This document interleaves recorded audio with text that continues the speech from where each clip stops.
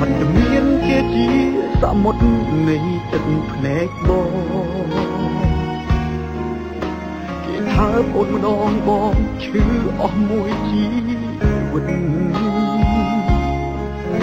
ពេលគេក្រសោបកាយអូនជា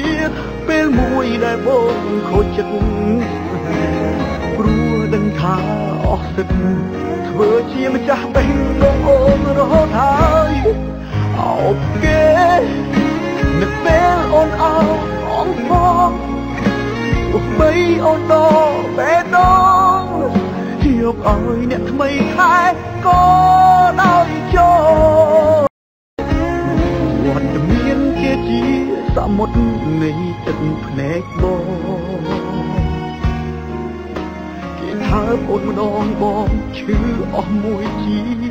វិតពេលគេក្រសោបកាយអូនជាពេលមួយដែលបងខូចចិត្តព្រោះដឹងថាអស់សិទ្ធធ្វើជាម្ចាស់បេះដូងអូនរហូតហើយអោបគេនៅពេលអូនអោបអងផង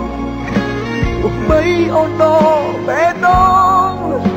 យកឲ្យអ្នកថ្មីខែក៏ដោយចូល